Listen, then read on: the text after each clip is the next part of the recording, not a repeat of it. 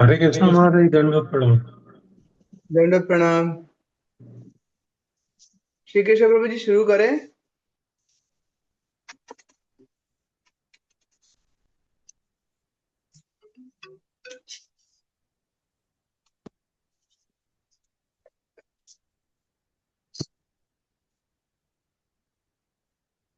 हाँ, हरे कृष्ण माता श्री, सादर प्रणाम। सादर प्रणाम प्रभु जी।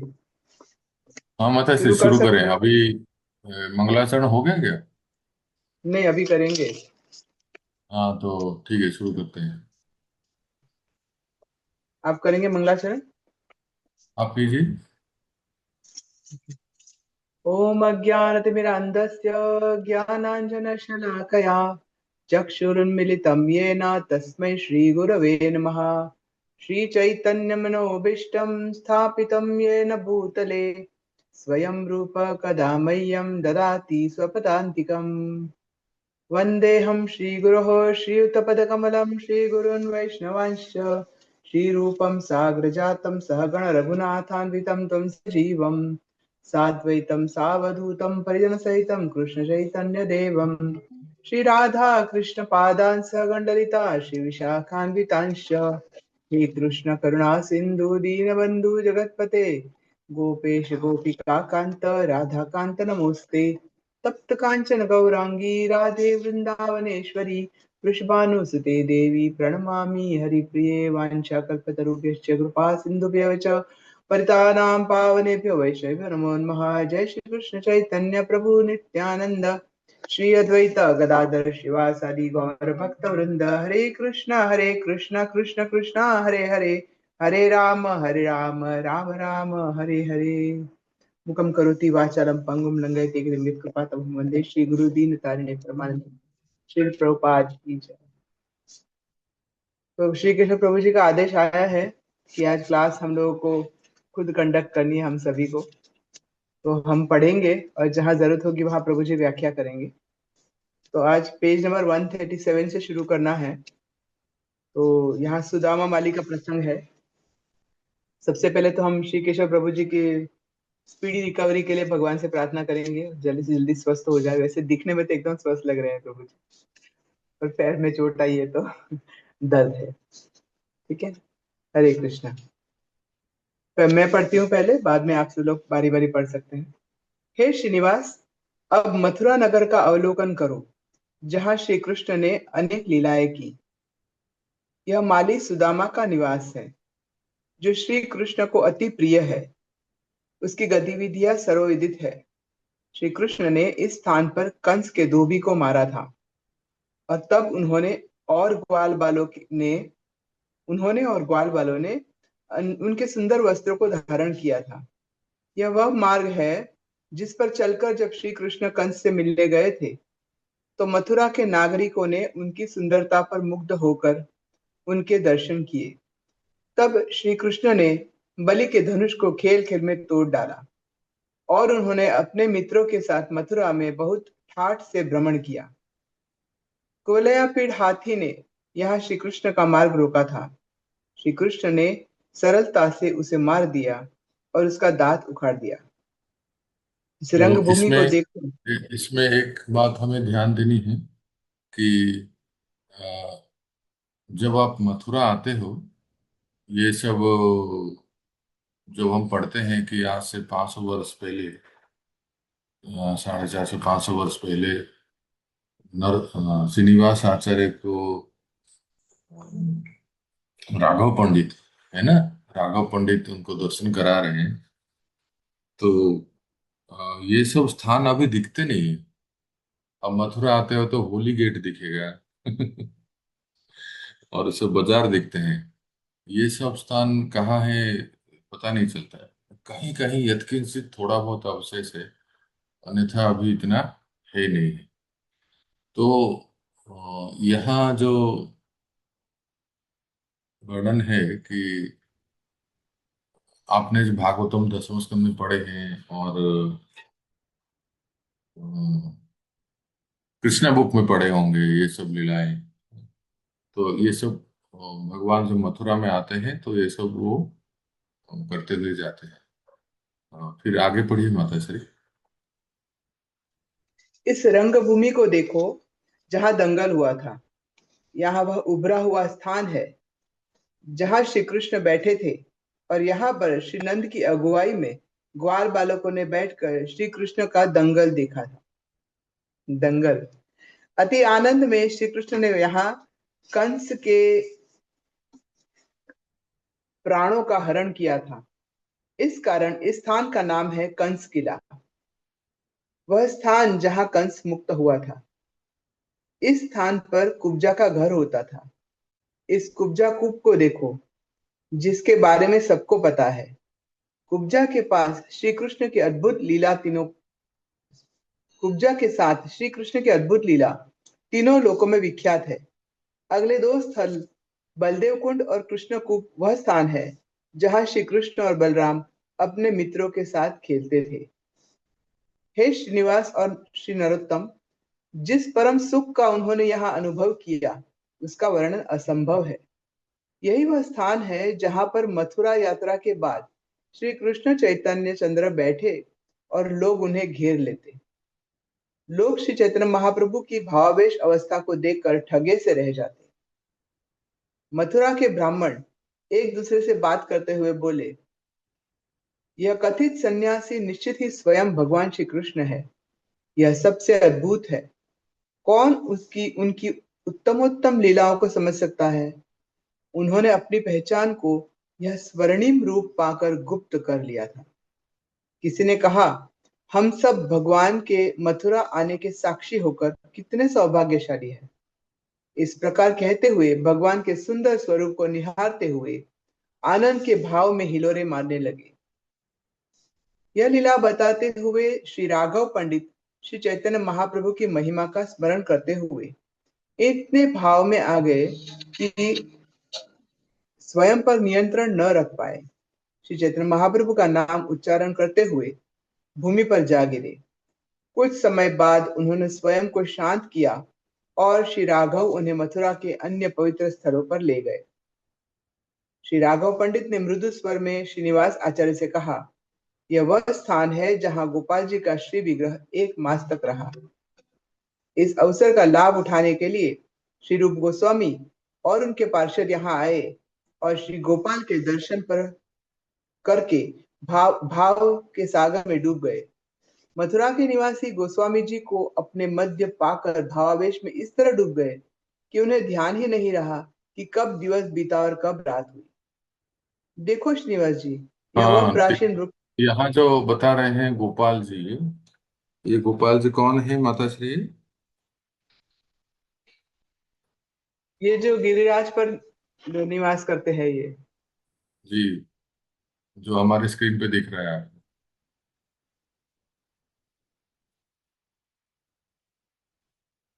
दिख रहा है ना सबको? गिरिराज जी के ऊपर जो मंदिर है ना, हाँ, मंदिर दिख रहा है, हाँ। यही है वो गोपाल जी का मंदिर। बाद में ये नाथ द्वारा चले गए, जिनका नाम है श्री नाथ जी।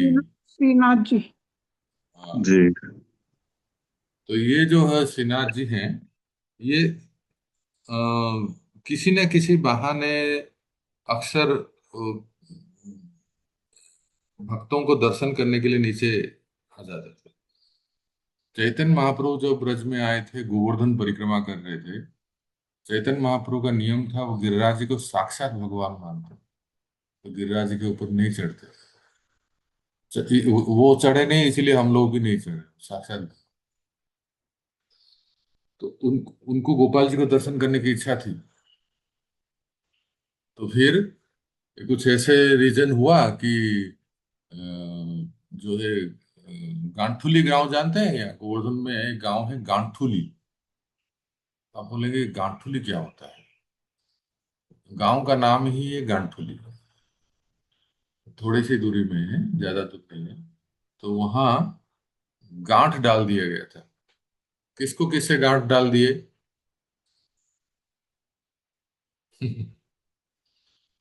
श्रीमती राधा रानी के चुनरी को श्याम सुंदर के पीताम्बर से गांठ डाल दी, चुपके से पीछे से। तो इसलिए उस गांव का नाम पड़ गया गांठुली। तो गांठुली गांव में भी गोपाल जी आ गए थे।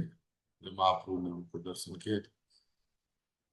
फिर फिर ऊपर चले गए, जैसे आप देख रहे हो मेरे स्क्रीन पे जो गिरिराज जी के ऊपर मंदिर है, वहां चले गए।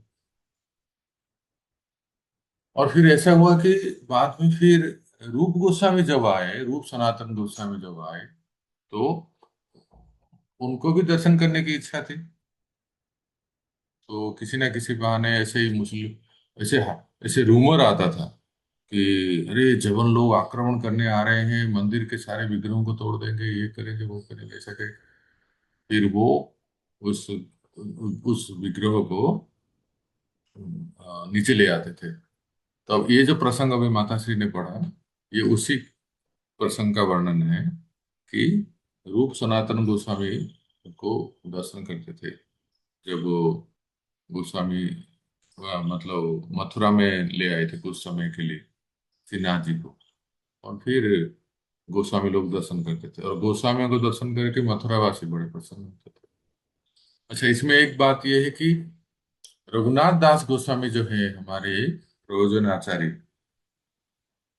रघुनाथ दास गोस्वामी के समकक्ष, कंटेम्पररी जिसको कहते हैं, वो है गुसाई जी। ये गुसाई जी कौन है? श्रीपाद महाप्रभु बल्लभाचार्य के सुपुत्र विठल नाथ जी हैं। उनको ब्रज में प्रसिद्ध गुसाई जी कहते हैं, जिनके 8 प्रमुख शिष्य हुए हैं। आप जब गोवर्धन आते हैं तो चंद्र सरोवर जरूर आइए। चंद्र सरोवर में उन 8 गोस्वामियों के अष्टछाप के प्रतिमा है, जो श्री विठलनाथ गोसाई जी के शिष्य थे। तो जैसे आप सुनते हो संत सूरदास, नंददास इत्यादि, ये सब। तो गोसाई जी, मतलब विठलनाथ गोसाई जी, इन्होंने फिर गोपाल जी की सेवा पूजा करने लगे। तो ये सब कंटेम्परेरी इंसिडेंट्स हैं। रघुनाथ दास गोस्वामी हमारे गौड़ीय संप्रदाय के राधा कुंड में, और उनका उनकी मित्रता पुष्टि मार्ग के बल्लभाचार्य महाप्रभु के सुपुत्र विठलनाथ जी से। और फिर वो अ, गोपाल जी इस तरह से पूजा पाते थे। आगे।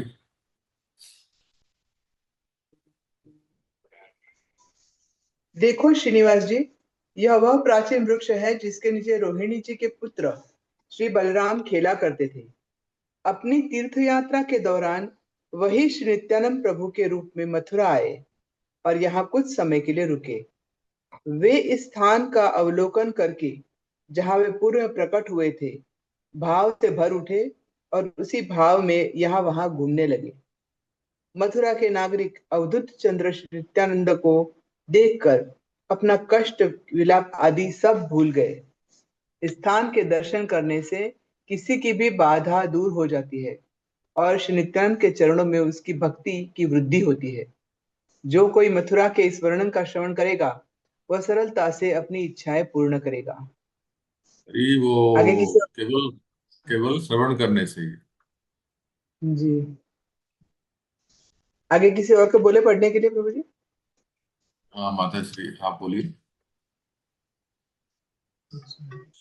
और प्रसन्न प्रभु। प्रसन्न संकर्षण प्रभु जी, हाँ। प्रसन्न संतोष।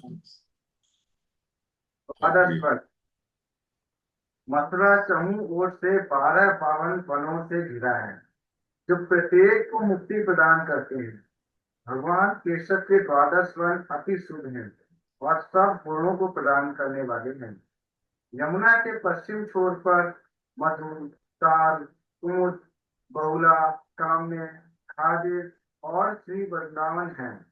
यमुना के पूर्वी छोर पर भद्र, भांडी, बिल्व और श्री लौह और महावन है। हे श्री याद रखना है ना, ऐसे अखबार की तरह पढ़ लेंगे तो याद नहीं होगा ना। तो आप सबको याद रखना है। देखिए स्क्रीन पे देख रहे हैं आप सब लोग।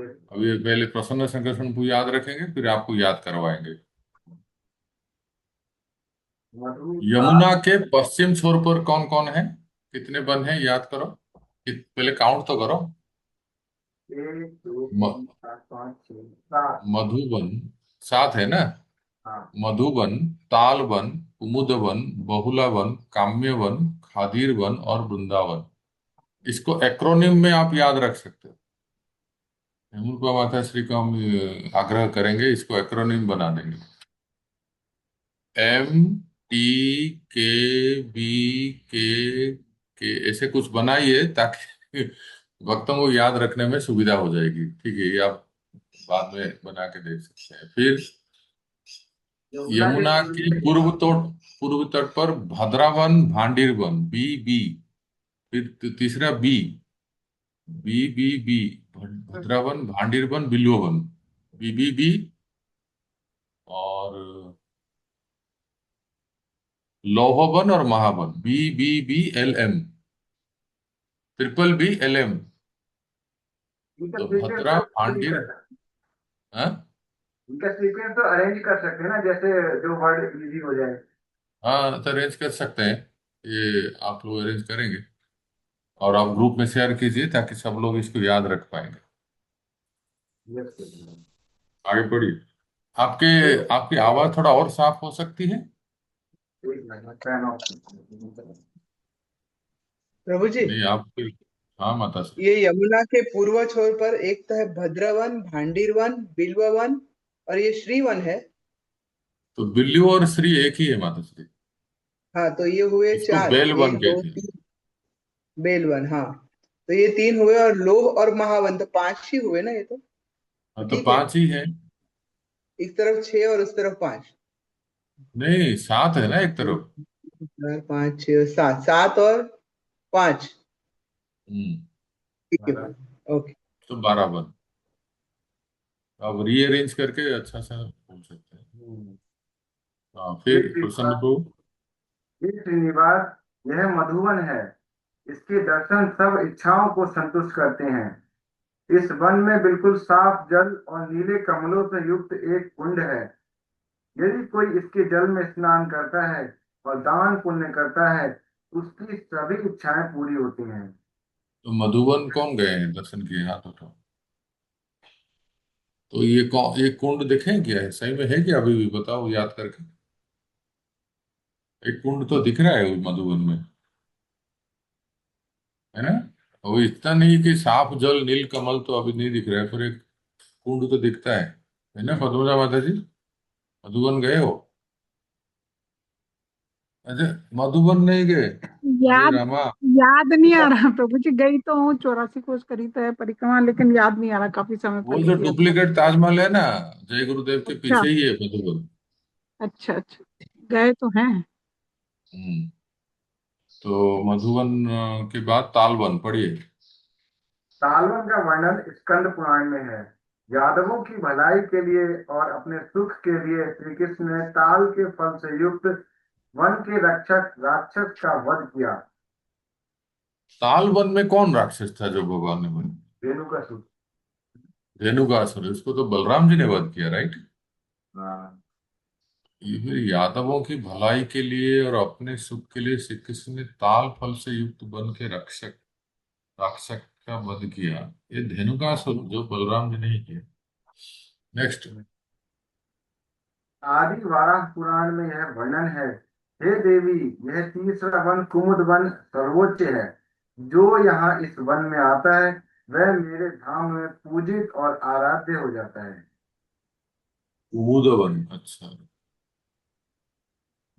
हे श्रीनिवास, मथुरा के पश्चिम में इस स्थान को देखो, जहाँ श्री कृष्ण ने दंत वक्र का वध किया था। वज्रनाभ ने इस स्थान का नाम दतिहा रखा था।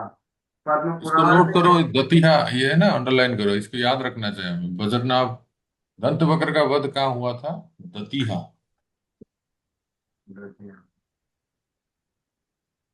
पद्म पुराण में यह दति उपवन के नाम से जाना जाता है। मैं अब आपको दंत वक्र से संबंधित एक कथा सुनाऊंगा। यह कथा सुनने वाले के सब कष्ट दूर होते हैं।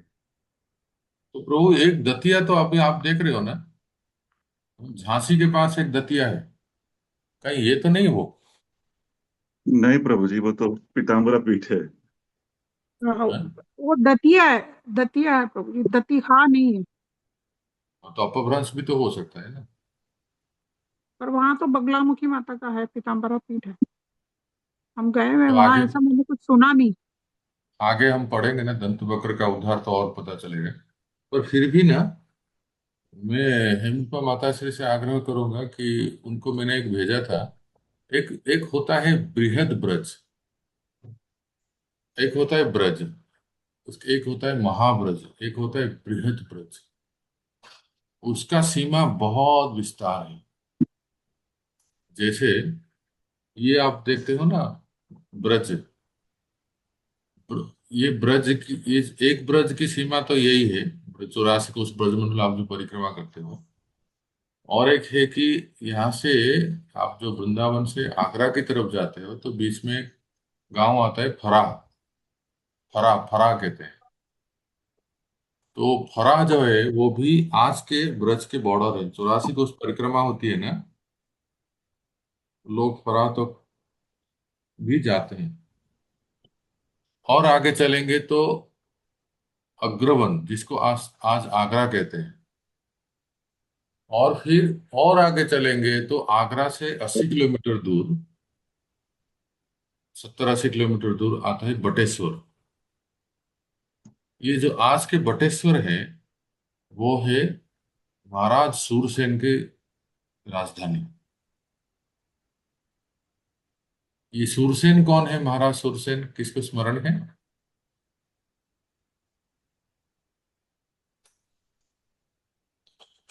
महाराज सूरसेन भक्ति वेदांती कहाँ गए सब? प्रसन्न प्रभु, सूरसेन कौन है याद करो। हरे कृष्ण वसुदेव जी के वसुदेव के प्रभु। पिता, पिता, वसुदेव जी के पिता। वसुदेव जी के पिता, हाँ ठीक कहा, देवी जगन्नाथ से पिता। वसुदेव जी के पिता है सूरसेन। तो सूरसेन जो है वो प्रदेश का नाम भी सूरसेन है।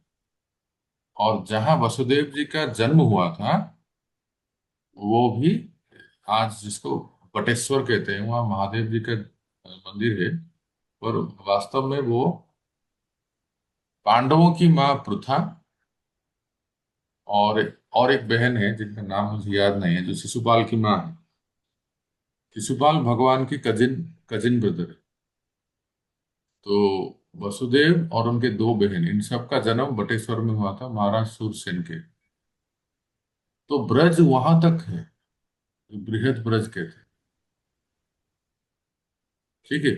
और उसको उस प्रांत को कहते हैं सूरसेन प्रदेश। और इधर से और एक स्थान है जो हाथरस कहते हैं। हाथरस, हाथरस से थोड़े आगे और एक जगह है, वहां तक ब्रज है। और दिल्ली की तरफ चलेंगे तो हुडल, हुडल जानते हैं, हरियाणा आता है हुडल। हुडल जो है वो भी ब्रज के क्षेत्र आते हैं। और जब हम वृंदावन से एयरपोर्ट के लिए चलते हैं, एयरपोर्ट फ्लाइट पकड़ने के लिए दिल्ली एयरपोर्ट जाते हैं ना, तो एक गांव आता है सोना, सोना सोना कहते हैं, हरियाणा में है वो होडल सोना तक ब्रज है। इतना बड़ा बृहद ब्रज है, इतने विस्तार में, मैंने गौए यहां तक चलने जाते थे कभी कभी। तो अभी हम सुनेंगे दंत वक्र का वध कहाँ हुआ, ब्रज के बॉर्डर पे। तो पढ़िए श्रीमान जी। सार वृंदावन से श्री नंद महाराज के नेतृत्व में ब्रजवासी गण श्री कृष्ण का कुशलक्षेम जानने कुरुक्षेत्र गए। श्री कृष्ण वहां सबसे मिले और सभी को सब प्रकार से तृप्त किया। श्री कृष्ण ने उन्हें विश्वास दिलाया कि वह शीघ्र ही उनसे श्री वृंदावन में मिलेंगे। श्री कृष्ण के अमृतमय वचन सुनकर वृंदावन वासी विदा लेकर यमुना के तट पर आकर उनके आगमन की प्रतीक्षा करने लगे। हर किसी ने सोचा कि वह श्री कृष्ण को अपने घर ले जाएगा। हाँ। श्री वृंदावन वासियों को विदा कर कुरुक्षेत्र में श्री कृष्ण श्री वृंदावन लौटने के लिए अत्यधिक अधीर हो गए। वे शिशुपाल का वध करने द्वारका गए और फिर छिपकर दंतवक्र का वध करने मथुरा आए। तो वे यमुना जी को पार कर शीघ्रता से श्री नंद महाराज और अन्य लोगों से मिलने पहुंचे। श्री कृष्ण को देखकर ग्वाल बाल तो स्वर्ण यहाँ थोड़ा सा हमें जानना है। देखो भक्तों, ये सब जो घटनाएं हैं, उसका समय सीमा जानने से और अच्छा पता चलता है। मतलब शिशुपाल का वध भगवान ने कब किया, याद करो। किस परिस्थिति में किया, कहाँ किए? युधिष्ठिर के राजसूय यज्ञ में। Exactly exactly। हाँ, युधिष्ठिर महाराज के राजसूय यज्ञ में। मतलब आप कृष्ण लीला को महाभारत कालीन लीला के सम, संबंध करोगे तो पता चलेगा। युधिष्ठिर महाराज के राजसूय यज्ञ में, राजसूय सभा में शिशुपाल ने भगवान का अपमान किया, राइट। और भगवान ने फिर शिशुपाल का वध किया। तो उसके बाद, क्योंकि ये जो जय विजय है ना, कृष्ण लीला में किस रूप में आते हैं? शिशुपाल और दंत बक्र के रूप में।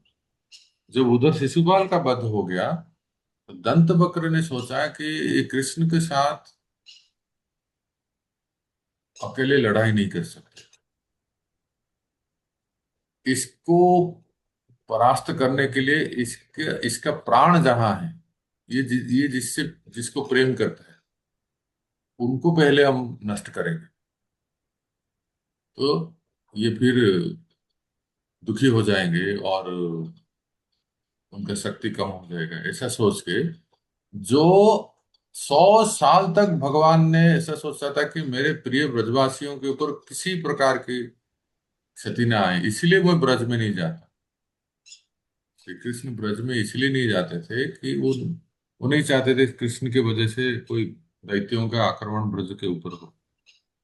लेकिन ये दंत वक्र बड़ा बुद्धिमान था।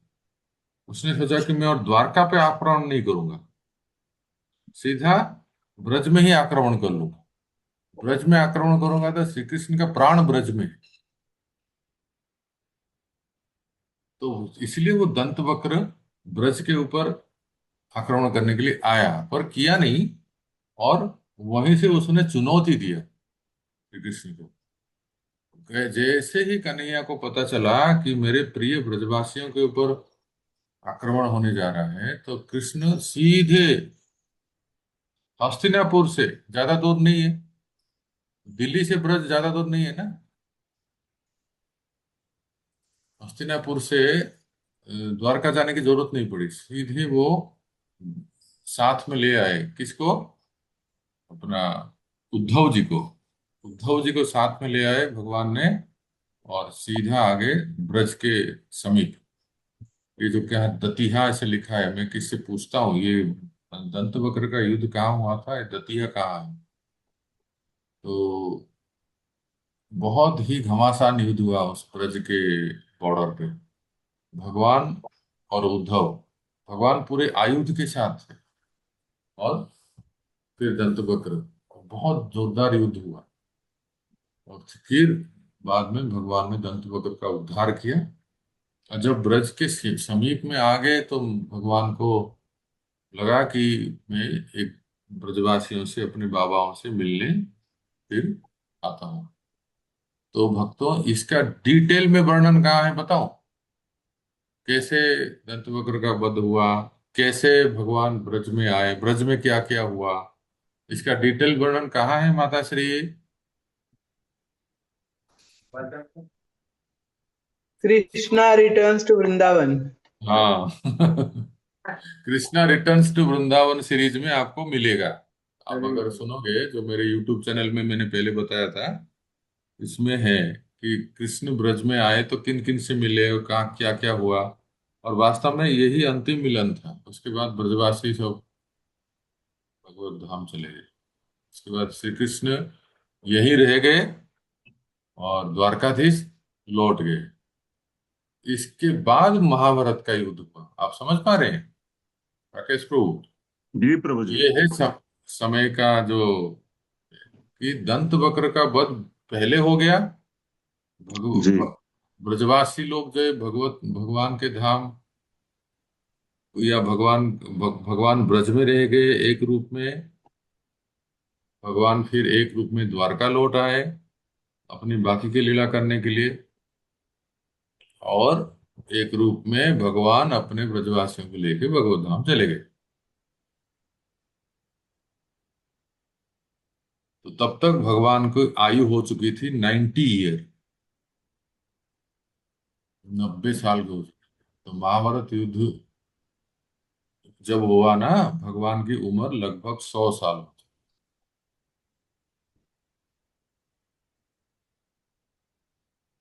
ठीक है, आगे बढ़िए। श्री कृष्ण को देखकर बार बार स्वागत है चिल्लाते हुए उनकी ओर भागे। श्री कृष्ण ब्रज में अपने घर वापस आ गए और गोपी गोप आदि के साथ पहले की तरह आनंद मग्न हो गए। गांव वासियों के आयो रे चिल्लाने के आयो रे, आयो रे। के कारण इस स्थान का नाम राया पड़ गया। एक गांव है ना, राया, राया। जी प्रभु जी। अरे यार, इसलिए उसका नाम। जाने में पड़ता है ना प्रभु जी। हाँ। यहाँ एक यहाँ अन्य गांव है। हाँ, यहाँ एक अन्य गांव है, गौरई नाम से। श्री राघव पंडित ने उस गांव की भी कथा बताई। एक विशाल गांव था, झाड़ा, जहाँ बहुत ही नामी जमींदार रहते थे, जिनकी श्री नंद महाराज से घनिष्ठ मित्रता थी। जब श्री नंद महाराज कुरुक्षेत्र से लौटे तो जमींदार ने बहुत उत्साह से उनका स्वागत किया। जमींदार द्वारा श्री नंद महाराज के रहने की व्यवस्था के कारण उनको दिए गए गौरव और सम्मान की कोई सीमा न थी।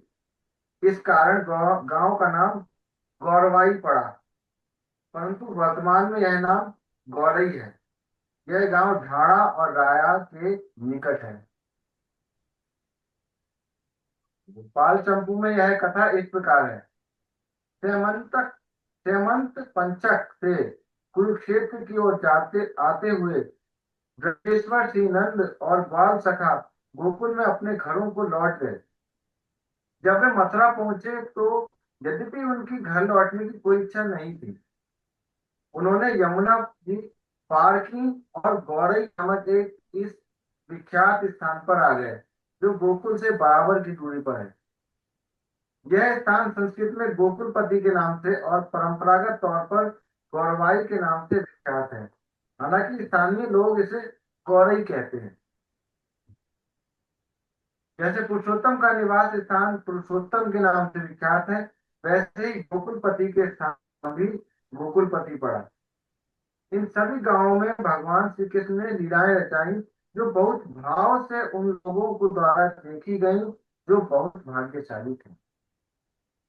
बहुत आनंद पूर्वक इस कथा को सुनाते हुए श्री राघव पंडित ब्रज में भ्रमण करते हुए परिक्रमा पथ पर आगे बढ़े। श्री राघव पंडित ने बताया कि जिस पथ पर वे चलेंगे वह वास्तव में वैसा नहीं है जैसा आदि वराह पुराण में वर्णित है।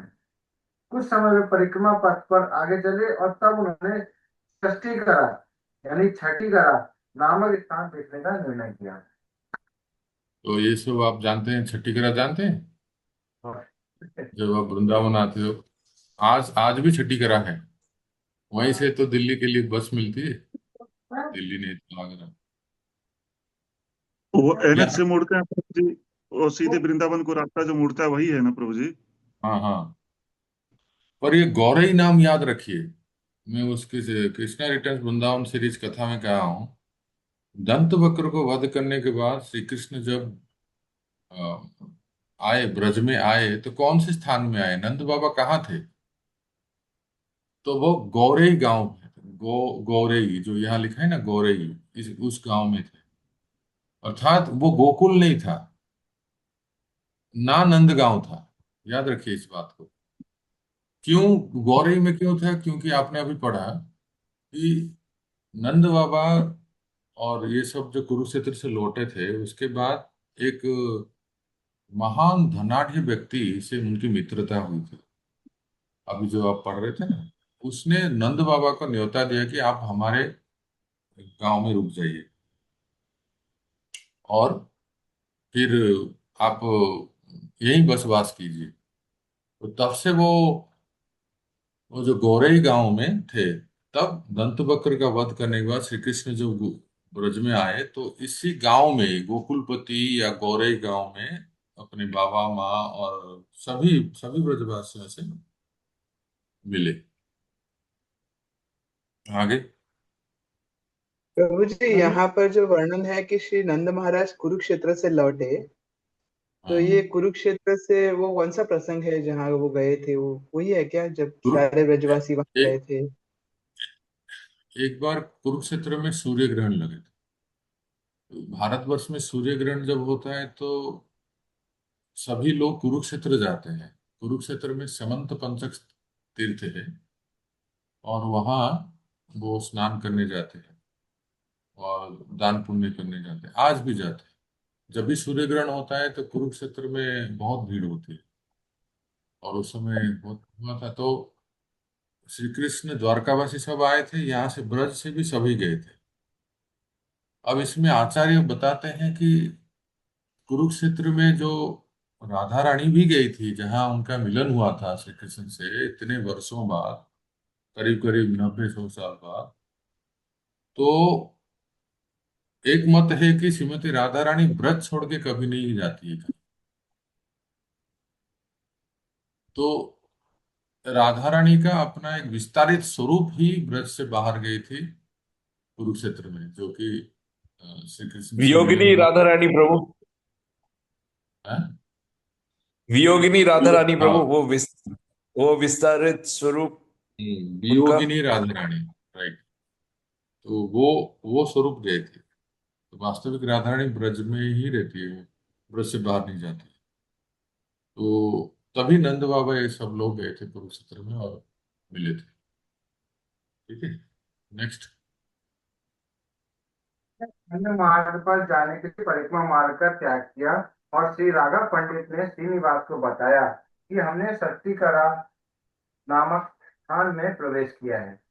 हालांकि पूर्व में यह स्थान सस्ती कराटवी के नाम से जाना जाता था। वर्तमान में लोग इसे सकटा ग्राम के नाम से बुलाते हैं। आजकल छठीकरा। यहाँ देखो श्रीनिवास, यह स्थान सकट रोह में है। यह बहुत सुंदर और रमणीय स्थान है और श्री कृष्ण को अति प्रिय है। भंवरे यहाँ पुष्पों के वन में सदा गुंजन करते रहते हैं। इस कुंड में स्नान करने पर परम सुख की प्राप्ति होती है। सकट रोहण का वर्णन आदि वराह पुराण में है। मथुरा के 1.5 योजन में मेरा सकट रोहण नामक एक नाम का सर्वोच्च निवास है। अनेकों सहस्त्र भंवरे वहां रहते हैं। जो कोई भी एक रात्रि का उपवास रखता है और फिर वहां स्नान करता है, वह निश्चित ही विद्याधर लोक में रहने का सुख प्राप्त करता है। श्री राघव पंडित ने एक और स्थान की ओर इंगित किया जो गरुड़ गोविंद के नाम से जाना जाता है। एक बार खेल खेल में श्री दामा ने स्वयं को गरुड़ जी के रूप में और श्री कृष्ण को कंधे पर आरूढ़ करके उन्हें चतुर्भुज रूप में परिवर्तित कर दिया। इस प्रकार इस स्थान पर अति सुंदर लीला के कारण स्थान का नाम गरुड़ गोविंद पड़ा। यह कथा लघु भागवतामृत में है। आप लोगों में से कितने लोग दर्शन किए हैं गरुड़ गोविंद?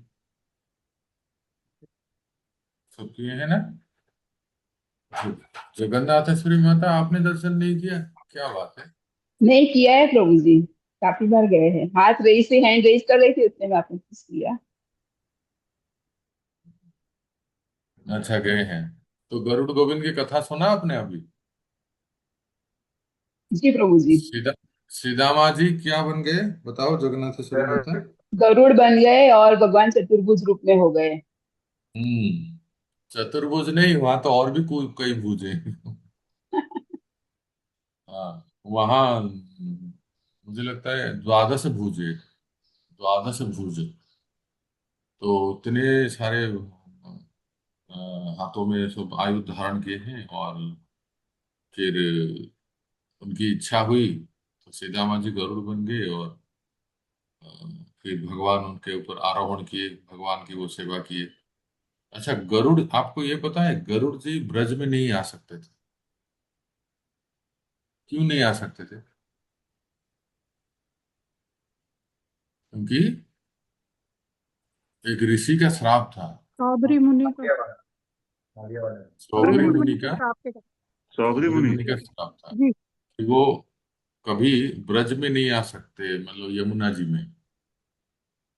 तो गरुड़ जी वहां तक ही आते थे। गरुड़ गोविंद जो है ना, वहां तक ही गरुड़ जी आ सकते थे और अंदर नहीं आते थे। तो जो, देखो भक्तों, ये बहुत सैद्धांतिक बात जरा ध्यान से सुनो। जो ब्रज के परिकर है ना, उनका ही विस्तारित स्वरूप वैकुंठ में है, स्वर्ग में है, और ऐसे है। तो जो ब्रज में श्रीदामा है, उनका विस्तार वैकुंठ में गरुड़ जी है, और फिर स्वर्ग में भी उनका कुछ विस्तार हो सकता है। तो वैसे ही जो ब्रज में नंद यशोदा हैं, उनका विस्तार वैकुंठ में कौन बने थे? नंद यशोदा द्रोण और धरा। द्रोण और धरा नाम के वसु जो है, वो नंद यशोदा बने थे। तो जो नंद यशोदा है, मूल नंद यशोदा, उनका ही विस्तार वैकुंठ में कुछ स्वरूप में है, और फिर अ, स्वर्ग में भी और स्वरूप में आते हैं। वैसे ही वसुदेव और देवकी के विस्तारित स्वरूप हुए अ, कश्यप और अदिति, ऐसे। तो ऐसे देखा जाए तो प्रत्येक पार्षद का मूल स्वरूप भगवान के धाम में। इसीलिए हम लोग जो जीवात्मा हैं, हमारा भी मूल स्वरूप भगवान के धाम में है। जैसे जैसे हम भक्ति करते हैं और अपनी चेतना को जागृत करते हैं, फिर निष्ठा, रुचि, आसक्ति भाव स्तर पे पहुंचते हैं, और वैसा संग जादृशी, कैसा कहते हैं वो, सिद्धि भवती तादृशी। जादृशी संग सिद्धि भवती तादृशी। जिस प्रकार से संग करते हैं, जैसा कथा सुनते हैं, जिस प्रकार से हमारी मति होती है, वैसी हमारी गति होती है ना। तो महाप्रभु के संप्रदाय में जितने आते हैं, विशेषतः उनका माधुर्य भाव के प्रति आकर्षण है, राधा कृष्ण की सेवा। एक विशेषता देखोगे आप, ये सब थोड़ा हम तात्विक जो सिद्धांत है, जीव गोस्वामी की भक्ति संदर्भ क्लास में हम डिस्कशन करते हैं। तो एक विशेषता देखो कि प्रभुपाद जी ने हमें पूजा करने के लिए कौन से विग्रहों को दिए, बताओ? गौर नेता है। गौर निताय, और क्या दिए? जगन्नाथ, जगन्नाथ जी। और क्या दिए? राधा कृष्ण। राधा राधा गोपीनाथ। कृष्ण। हाँ, राधा कृष्ण। तो अब जरा सोचिए, दिए राधा कृष्ण, और सेवा की विधि के लिए बताया कि ऐश्वर्य भाव से करें, है ना। क्योंकि हम वो स्तर पे नहीं है कि माधुर्य भाव में उनकी सेवा पूजा कर सके। अगर ऐसा ही होता तो प्रभुपाद जी ने हमें लक्ष्मी नारायण दिए होते। Good point. अगर ऐश्वर्य भाव में ही सेवा करना होता तो प्रभुपाद जी ने हमें शुरू में लक्ष्मी नारायण ही दिए होते, और जगह जगह पे लक्ष्मी नारायण के ही मंदिर बनाते। एक आध कहीं रुक्मिणी द्वारकाधीश, लॉस एंजलिस में है शायद, मुझे जहां तक याद है, रुक्मिणी द्वारकाधीश है। अन्यथा सर्वत्र, आप बताइए, जैसे प्रसन्न प्रभु कोई पार्थ सारथी की जगह पे राधा रानी को भी रख दिए। हाँ, ये पार्थ सारथी रथ चलाएंगे कि राधा रानी के साथ विहार करेंगे? दिल्ली मंदिर में है ना। हाँ, तो हस्तिनापुर इसलिए इसलिए शादी रखा था यहाँ पे टर्न तो किया। तो सिद्धांत की बात है, प्रभुपाद जी ने हमें राधा कृष्ण की सेवा करने के लिए दिए, लेकिन मर्यादा में सेवा करने के लिए दिए, जैसे पंचरात्रि विधि। परंतु भक्तों, राधा कृष्ण की सेवा को धीरे धीरे मर्यादा से करते हुए हमें राग में जाना है। राग का अर्थ है जैसे तत्र लोल्यम, लोभ को विकसित करके, अपना मान के, कि आज मैं कुछ भेजा था ग्रुप में, माताश्री क्या भेजा था वो? ब्रज का एक भजन पद बजा था। कैसा था वो? देख के बताओ।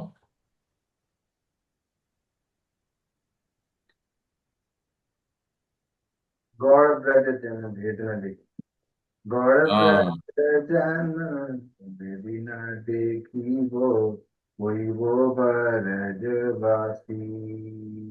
हम्म। अमेरा स्वरूप विवे नयने, वही वो कोई वो राम। राधा रमदास, ऐसा है ना? गौरव ब्रज बने भेदना देखी गो। जो जो भक्त नवदीप धाम को और ब्रज वृंदावन धाम को भेद नहीं देखते हैं, तो उसको क्या होता है? उसको ब्रजवास मिलता है और धाम स्फुरित होता है। और क्या उसका लक्ष्य हो जाता है? राधा दासी। हम्म। तो मैंने पूछा था ये कौन से भजन का लाइन है? सुबल धनंजय को प्रभु बताएंगे। कबे गौर बने सुरधुनी टटे, हाँ राधे हाँ कृष्णा बोले बजाओ भाई ताली। विश्वनाथ ठाकुर हरि जी। बोल। कबे गौरव ने, सब लिखो ये पहला लाइन ताकि आप लोगों को याद रहे। एक भजन को गाना है आप अपने अपने क्लास में। कबे गौरव ने सुरधुनी तटे, हरा देहा कृष्ण बोले, कंदिया बेड़ावो। उसके बाद देह नाना सुख झाड़ी नाना साड़ी, गच्छत, नाना नाना गच्छत तरु तले। तले, नाना लता तरु तले। हाँ, कांदिया बेड़ा वो। तो आप लोग जो लोग बंगला भाषा के अभ्यस्त नहीं है, तो इसको अभ्यास कीजिए। हिंदी हिंदी जैसा ही है बंगला, थोड़ा थोड़ा आपको अभ्यास यस करने प्रभु, से। They are plagiarism of each other प्रभु, एक को चोरी करेंगे दूसरा बन जाता है। तो ये सब वैष्णव भजन एप्स में है। तो और ये कौन प्रथम सा লাইনটা কি আমরা বলুন, প্রথম লাইনটা কি? आपने नहीं जानी माताश्री? ये की না खबर? প্রভু, আমার কাছে বই আছে, আপনি আমি তো দেখুন। আপনি তো গৌড়ীয় ভক্ত, আপনি প্রথমে জি জানবো। জি প্রভু, যে বই আছে আমি খুঁজছি, এটা ভক্তিগীতি বই আছে, গান, এটা কীর্তনটা খুঁজছি, প্রথম লাইনটা বলুন। कबे गौरव बने सुरधनी तटे। জি প্রভু জি। हाँ, इसको आप लोग ऐसे, ये सब भजन जो है ना, उद्दीपन जागृत करने। आप ये भजन को अभ्यास करेंगे और अपनी क्लास में गाएंगे, इस भजन को व्याख्या करेंगे, तब ना आप राधा दासी बनेंगे। राधा दासी क्या पेड़ पे लटका हुआ है? ऐसे ही बन जाएंगे। तो भावना को जागृत करना होता है ना? तो मैं ये कह रहा था कि आगे बढ़िए। श्री राघव पंडित पवित्र स्थलों का। राघव पंडित पवित्र स्थलों का वर्णन करते हुए वापिस परिक्रमा मार्ग पर आ गए और गंधेश्वर नामक स्थान पर पहुंचने तक चलते रहे। इस स्थान पर भगवान श्री कृष्ण ने सुगंधित तेल का लेपन किया था, इस कारण यह नाम प्रदान किया गया। गंधेश्वर, अच्छा। सतोहा ग्राम। धनंजय को आप कुछ कह रहे थे क्या? जी ब्रो, मेरा प्रश्न था कि प्रभुपाद ने सिर्फ हमें एक गौर गदाधर के विग्रह दिए हैं, जो कि ऑस्ट्रेलिया स्थापन किया था, तो क्यों हमें व्यापक मात्रा में उन्होंने दिया नहीं प्रभु गौर गदाधर? गौर गदाधर कहाँ स्थापित किए प्रभुपाद जी ने? ऑस्ट्रेलिया में प्रभु। ऑस्ट्रेलिया में? हाँ। अच्छा।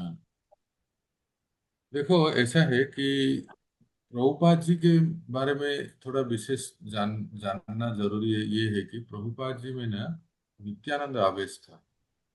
नित्यानंद महाप्रभु का जो मूड है ना, वो पतित से पतित हम्म। जीवों को उद्धार करने की।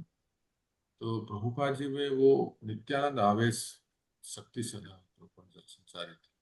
और वो जानते थे कि मेरे गुरु महाराज गौर गदाधर को स्थापित किए हैं, भक्ति सिद्धांत सरस्वती प्रभुपाद।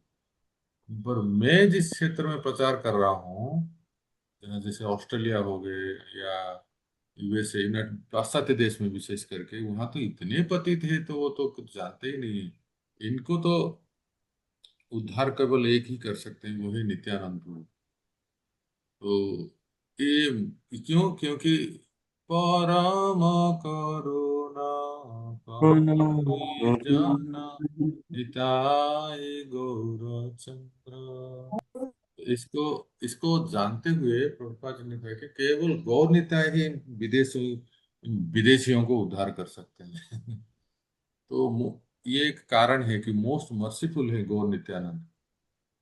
रसा के दृष्टि से देखा जाए तो गौर गदाधर बहुत कृपालु हैं, और तत्व और कृपा की दृष्टि से देखा जाए तो गौर नित्यानंद बहुत कृपालु हैं हम जैसे लोगों के लिए। तो गौर नित्यानंद, अन्यथा अब जैसे प्रभुपाद जी ने गौर आरती दिया हमें, तो आप देखोगे, अब राधा दामोदर मंदिर आओगे वृंदावन में तो वहाँ जो आरती होती है ना, वो गौर गदाधर की आरती करते हैं। भाले गोरा गदाधरे आरती निहाय। बहुत सुंदर गाते हैं। कभी राधा दामोदर मंदिर में आप आएंगे वृंदावन में, संध्या ओ आरती तो अटेंड करें। प्रभु, मैं तो आते रहता हूँ, मैं कभी ये ध्यान में नहीं आया प्रभु, मेरे ध्यान में कि गौर हाँ गदाधर। हाँ, गौर गदाधर, भाले गौर गदाधरेर आरती निहारी, बिल्कुल सेम सुर में। वहां पे गौड़ीय पुजारी करते हैं प्रभु, क्योंकि हाँ, गौड़ीय उधर पुजारी। साइड में जो है उधर तो एक ओडिया माता जी है, राधा श्याम हाँ सुंदर, बालेश्वर हाँ से है। हाँ हाँ। और राधा दामोदर में वो गौड़ीय है, बंगाली है। वो लोग हम्म। गौर गदाधर के आते हैं।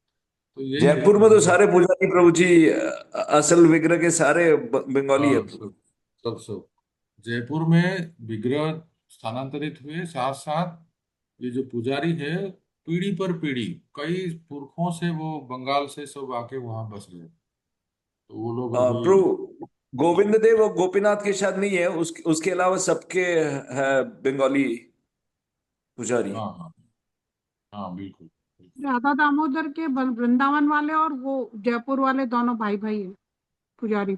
अच्छा। हम्म। और दोनों में पड़ती नहीं है लेकिन। हाँ पता तो नहीं है, लोग लेकिन है भाई वो है। कहते हैं ये असली है जयपुर वाले, वो हाँ वृंदावन जयपुर वाले वाले कहते हैं ये असली है। वृंदावन वाले वो असली। बोलते तो सर्टिफिकेट है वहाँ की हमारे जो पास। हैं? वो बोलते हमारे पास सर्टिफिकेट है, असली है। गोवर्धन गोवर्धन शिला के लिए कहते हैं वही वाली असली है जो जयपुर में है। हाँ, नहीं ठीक है, दोनों सही है अपने अपने इसमें। हमें दोनों का लाभ लेना चाहिए। तो भक्तों, पढ़िए।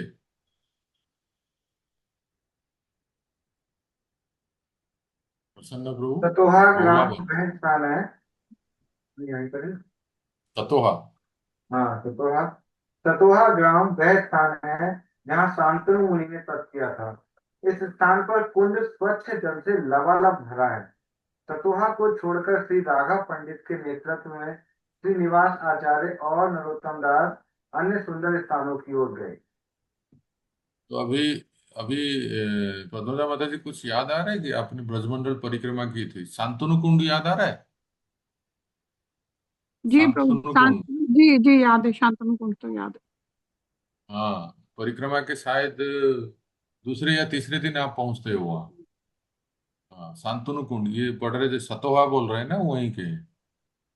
आगे। जब वे बहुलावन आए तो राघव पंडित ने उन्हें बताया कि श्री चैतन्य महाप्रभु वृंदावन के वनों की यात्रा करते हुए यहाँ आए थे और प्रेम भाव में डूब गए थे। उन्हें देखकर लाखों गायों ने उन्हें घेर लिया था और प्रेम से उनके दर्शन किए। श्री गौरचंद्र ने उनमें से प्रत्येक को वैसे ही स्पर्श किया जैसे श्री वृंदावन में उन्होंने श्री कृष्ण के रूप में स्पर्श किया था। अनेकों पशु जैसे हिरण, मोर, कोयल आदि ने उनके शीश पर मंडरा कर या उनके आसपास घूम फिर कर आनंद की अभिव्यक्ति की। लोग यह देखकर आश्चर्यचकित रह गए कि वृक्षों ने श्री चैतन्य महाप्रभु के शीश पर पुष्प वर्षा की। सभी ने कहा, वह सन्यासी के रूप में श्री कृष्ण हैं। उन्होंने मात्र लोगों को धोखा देने के लिए अपने श्याम वर्ण को स्वर्ण आभा से ढक लिया है। श्री राघव पंडित ने आगे श्रीनिवास आचार्य और श्री नरोत्तम दास को सुंदर कमल पुष्पों से भरे संकर्षण कुंड और मान सरसी नामक सरोवर के दर्शन करवाए। ये तो आप तो देखते ही हो, अभी भी आप देख सकते हो ना, हाँ। हमारे आश्रम के पास ही है हाँ। ना प्रसन्न प्रभु। आश्रम से अब आगे निकले परिक्रमा रास्ते में तो आपके दाहिने साइड में आता है संकर्षण कुंड। और मान मानसी गंगा देखे हो? मानसी गंगा, मानसी गंगा अभी छोटा सा दिखता है, पर उस समय तो सही में गंगा जैसी बहती थी मानसी साइड। आगे राकेश को थोड़ा आप भी पढ़िए। जरूर प्रभु जी। हरे कृष्ण प्रभु जी, दंडवत प्रणाम। श्री राघव पंडित ने आगे श्रीनिवास आचार्य और नरोत्तम दास का सुंदर कमल पुष्पों से भरे संकर्षण कुंड और मानसरसी नामक सरोवर के दर्शन कराए। आदि वराह पुराण के अनुसार बहुत सर्वश्रेष्ठ वन है। जो भी इस वन में प्रवेश करता है मृत्यु के बाद अग्नि लोक को प्राप्त होता है। स्कंद पुराण के मथुरा खंड में बताया है कि श्री हरि की पत्नी बहुला सदैव इस वन में वास करती हैं। हे राजन, यह स्थान शुभ है क्योंकि श्री विष्णु और लक्ष्मी जो यहाँ अनंत काल तक रहते थे। बहुला वन में संकर्षण कुंड और मान सरोवर है। कमल के वन को यहाँ देखकर जीव को पवित्र फल प्राप्त होता है। जो कोई भी चैत्र मास मार्च अप्रैल में स्नान करता है वह श्री हरि और लक्ष्मी जी के दर्शन करने योग्य हो जाता है। आगे श्री राघव पंडित मयूर ग्राम की ओर गए जहां श्री कृष्ण ने नृत्य करते मोर देखे थे। अपनी प्रिया के साथ शास्त्रों मोरों को राधा कृष्ण के लिए पंख फैलाकर नृत्य करते देखना अद्भुत दृश्य था। क्या अद्भुत आनंद छा गया जब श्री राधा और श्री कृष्ण मोर के साथ नृत्य करने लगे। सखियां चारों ओर खड़ी हो गईं और संपूर्ण विश्व को आकर्षित कर देने वाले इस दृश्य को देखकर करतब ध्वनि करने लगी। श्री राघव ये पंडित मयूर ग्राम कहाँ है मुझे भी पता नहीं है, पर ये जानना चाहिए। जहाँ भगवान राधा कृष्ण मोर के साथ नृत्य किए थे। एक तो मोर कुटी है बरसाने में। आगे श्री राघव पंडित ने इंगित कर श्रीनिवास आचार्य और श्री नरोत्तम दास के दक्षिण ग्राम दिखाया। इस पूरे स्थान पर श्री कृष्ण ने अपने प्रणय लीला का आनंद लिया था। दक्षिण ग्राम में दक्षिणा नायिका के भाव को मुख्य रूप से प्रकट किया गया।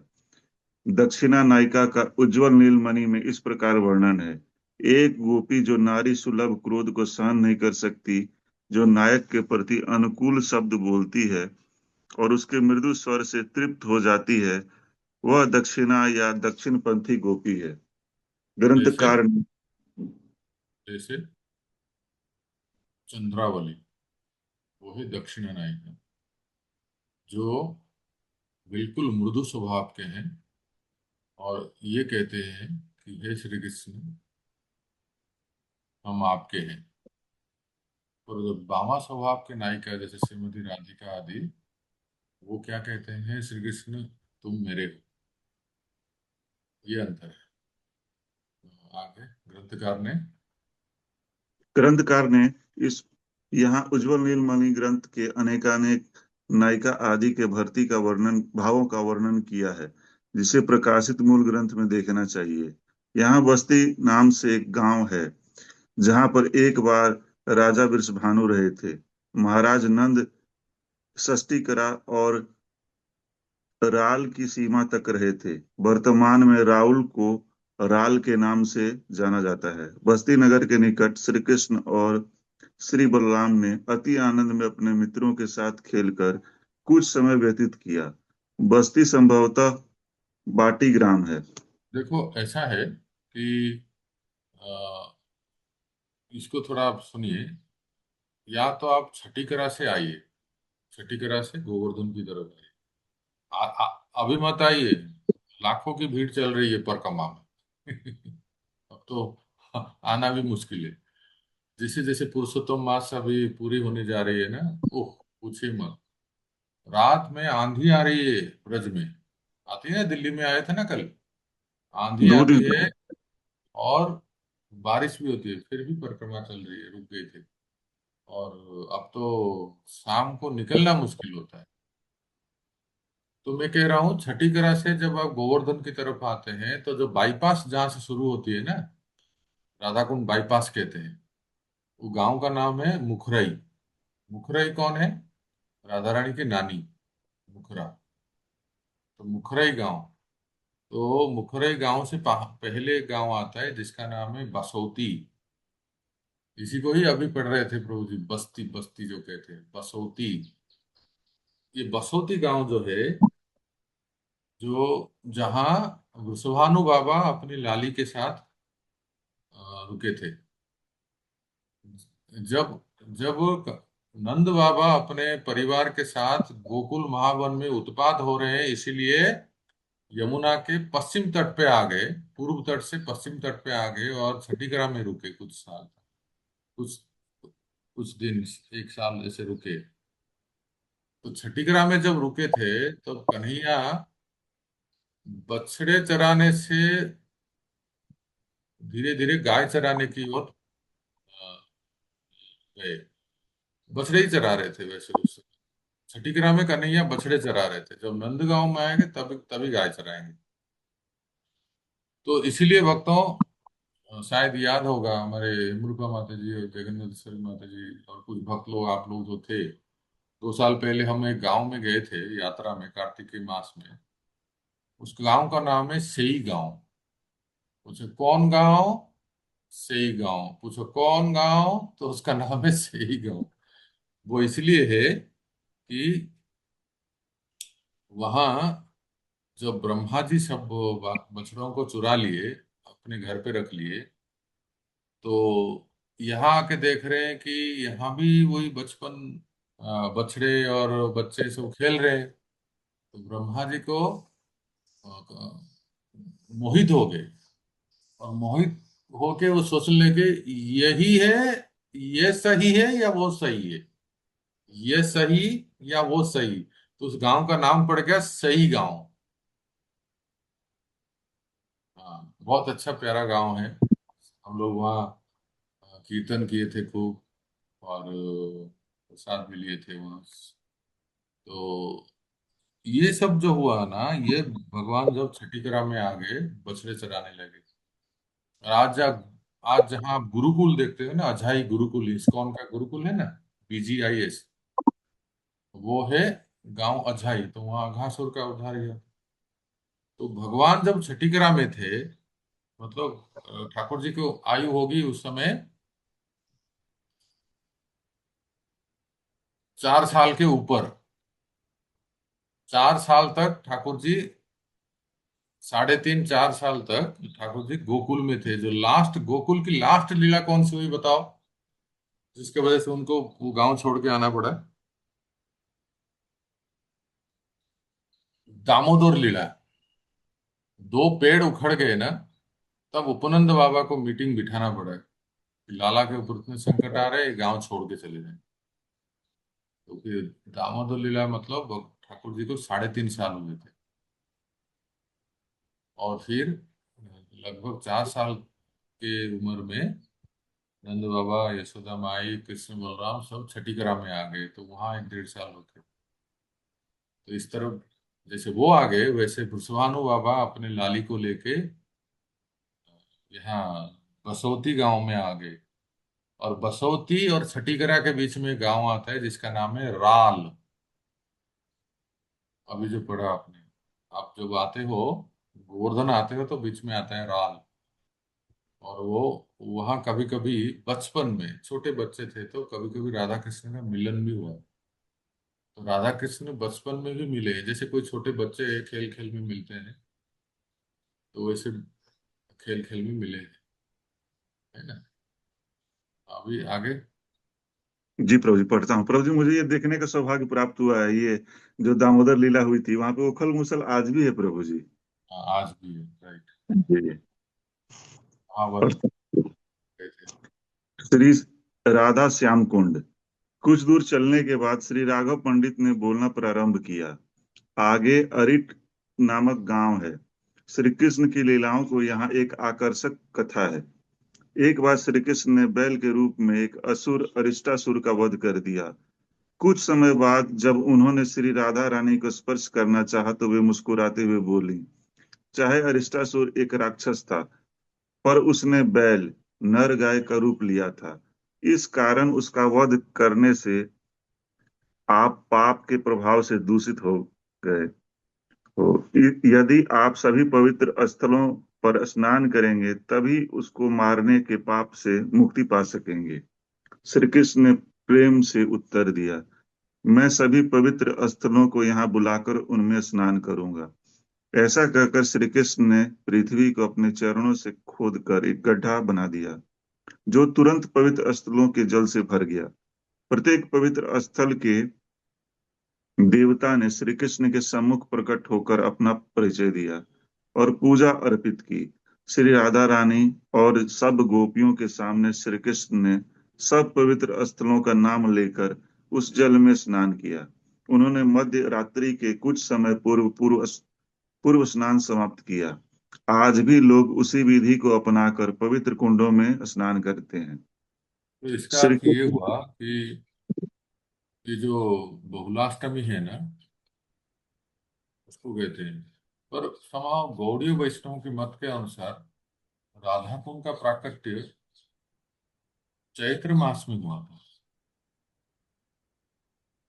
ये जो अरिष्टासुर का वध हुई थे, पर पता नहीं लोग बहुलाष्टमी को राधा कुंड का प्राकट्य के मध्य रात्रि को ऐसे पालन करते हैं। तो उसका दूसरा एक एक्सप्लेनेशन देते हैं कि राधा कुंड का प्राकट्य महाप्रभु चैतन्य ने 2 बार किया था, दोबारा किया था।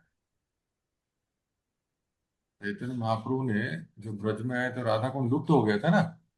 जी प्रभु चैतन्य जी। महाप्रभु ने राधा कुंड को जो पुनः प्राकट्य किए थे वो बहुलाष्टमी था, ऐसे कुछ कहते हैं। अन्यथा ये जो आप पढ़ रहे हो, अरिष्टासुर जो आया था ना, वो गर्मी का दिन था, थोड़ा थोड़ा चैत्र मास था ऐसे। और उस समय वो जो लीला हुई थी अभी हमने पढ़ा था, मध्य रात्रि में प्राकट्य हुआ वो। आगे श्री कृष्ण को कार्य सिद्ध करता देख श्री राधा रानी ने शीघ्रता से अपनी सखियों के साथ अपना एक कुंड खोद दिया। श्री राधा रानी द्वारा खोदा गया कुंड अति सुंदर था। उसे देखकर श्री कृष्ण को अत्यधिक प्रसन्नता हुई।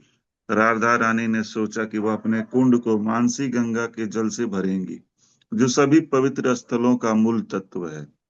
श्री राधा रानी की इच्छा जानकर श्री कृष्ण ने आदेश दिया और श्री श्याम कुंड से सभी तीर्थों का जल श्री राधा कुंड में प्रवेश कर गया। तब सभी पवित्र स्थलों के देवताओं ने श्री राधा रानी की महिमा का गुणगान किया और स्वयं को सौभाग्यशाली जानकर वे सब अति प्रसन्न हो गए। तो उस आप समय गुणगान नहीं करेंगे? जी। सब देवताओं ने राधा रानी की महिमा का गुणगान किया तो आप नहीं करेंगे? हरि बोल प्रभु जी। करिए। हरि बोल। हरि बोल श्रीमती बोलने से थोड़ी होगा। बोल हरि श्रीमती बोल। राधा रानी की। जय। हाँ, तो उस राधा कुंड समय जी। इतना प्रिय स्थान है वो तो कि मैं अभी क्या बताऊं आपको। मेरी हृदय की इच्छा इच्छा है, हृदय से इच्छा है कि कभी ऐसा संयोग मिले। आप लोग भी ऐसे इच्छा प्रकट कर सकते हैं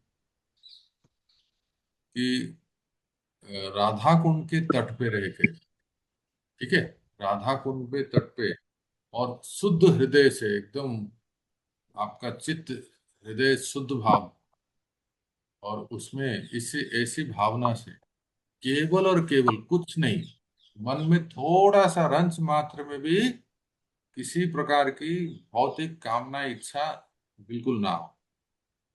और क्या, केवल हे राधा रानी आप चरणों की दासी बना दो, ये प्रार्थना करके, ये मन में संकल्प करके 21 बार, नहीं तो 51 बार, नहीं तो यदि संभव हो 108 बार राधा कृपा कटाक्ष के स्तोत्र को पाठ कर। है ना। और अभी गर्मियों के दिन में तो बहुत ऐसे आप लोग आते हैं जो सीढ़ियों में बैठ जाते हैं, सीढ़ियों में बैठ के कमर भर पानी में, सीढ़ियों में बैठ जाते हैं, आराम से बैठ जाते हैं, और पूरा जो स्तुति को लेके एकदम मुनीन्द्र बिंद वंदिते त्रिलोक शोकहारिणी प्रसन्न वक्त्र पंकज निकुंज विलासिनी ब्रजेन्द्रभानुनन्दिनी ब्रजेन्द्र सूनु संगते कदा करिष्यसि मां कृपा कटाक्ष भाजनम् अशोक वृक्ष वल्लरी इस तरह से वो पाठ करते ही रहते हैं। मुझे देख के बता बहुत अच्छा लगता है कि वो समय निकाल के ऐसा हो। और ये बहुत इसका जो लोग करते हैं ना, बाद में उनसे हमने पूछे भी है, इसका एक बहुत ही दिव्य अनुभव होता है। ये हमारे स्पिरिचुअल आध्यात्मिक बैंक अकाउंट में क्रेडिट होता है कि इसी जीवन में है राधा रानी हमें अपनी दासी बना। जितने भी साधक हैं, चाहे स्त्री शरीर में हो या पुरुष शरीर में, हमारा सबका जो स्वरूप है राधा दासी में ही। और मैंने जैसे कहा ना, कभी ऐसे प्रयास करें कि 21 बार तो करें। इस बार राधा कुंड में आप आओगे ना, तो कम से कम 21 बार पाठ करें, ऐसे नियम बना के कम से कम से शुरू करते हैं, तो धीरे धीरे बढ़ाएंगे, और फिर धीरे आगे जाके भगवान करे कभी हो 108 बार करने का सौभाग्य मिले, भले 1-2 घंटा लगे, परंतु ऐसा ऐसा पहले तो हमारे मन में संकल्प, और फिर धीरे धीरे राधा रानी हमें संयोग सुविधा शक्ति प्रदान करेगी वो। ठीक है पदौजा माता जी, ठीक है। प्रभु जी आपके साथ ही हो सकता है। आपके मेरी मुंह एक में इच्छा ठीक चक्कर प्रभु जी, मेरी एक चरणामृत इच्छा मार के। मेरी एक इच्छा थी कि अच्छा, राधा कुंड पे दीपदान का वो देखना है मुझे, और वो करना है। वो आप ही की कृपा से हुआ था, और ये भी आप ही की कृपा से होगा। हम तो आप ही के साथ हैं, जब आप बोलेंगे तो हम करेंगे जरूर। और अवश्य कोई इच्छा नहीं है मन में, यही इच्छा है कि आपके साथ हमें ये करना है। ठीक है, अवश्य आप सब लोग कभी हरि बोल। आएंगे, जब आएंगे, कार्तिक हो या चाहे सावन हो, कभी भी आएंगे तो एक बार कभी सावन में तो करते हैं। बहुत अच्छा लगता है प्रभु जी, कार्तिक में तो अच्छा लगता है, ये सावन का भी अद्भुत आनंद है प्रभु जी। हाँ हाँ, सावन का भी होता है। प्रभु ये हम जो ये मानसी आपके साथ परिक्रमा करेंगे कर ना। रहे हैं, हाँ हाँ सुबोल प्रभु। आप इसका एक क्रैश कोर्स करवाइए प्रभु जी, सफारी निकाल के हम सब चलेंगे आपके साथ प्रभु। बिल्कुल बिल्कुल प्रभु जी। सफारी। सावन के महीने में कराइए प्रभु जी, तो आ जाएंगे। हाँ देखो ऐसा है कि गोवर्धन जो है ना, गोवर्धन में इतने जगह हैं, जैसे मानो 80 से 100 स्थान हैं, छोटे छोटे छोटे बड़े सब मिला के। अगर 2 दिन भी रह कुछ कहीं नहीं जाएंगे, केवल गोवर्धन में वास करेंगे, गोवर्धन मतलब राधा कुंड गोवर्धन में, तो क्या होगा कि 2 दिन में पूरे गोवर्धन का ही दर्शन होगा। छोटी छोटी जगह जहां भी जो भी भगवान ने लीला की थी। और फिर एक सुबह का समय रखेंगे, सभी लोग लाइन में राधा कुंड के सीढ़ियों में बैठ जाएंगे और शुरू कर देंगे कृपा कटाक्ष स्तोत्र।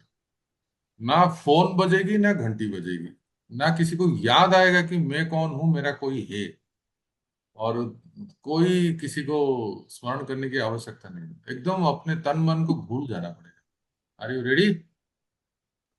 यस यस प्रभु प्रभु इसको प्रभु जी। पीली जामा यस। पहनाइए प्रभु, बिल्कुल क्रियान्वित बिल्कुल करते हैं प्रभु जी। इसको।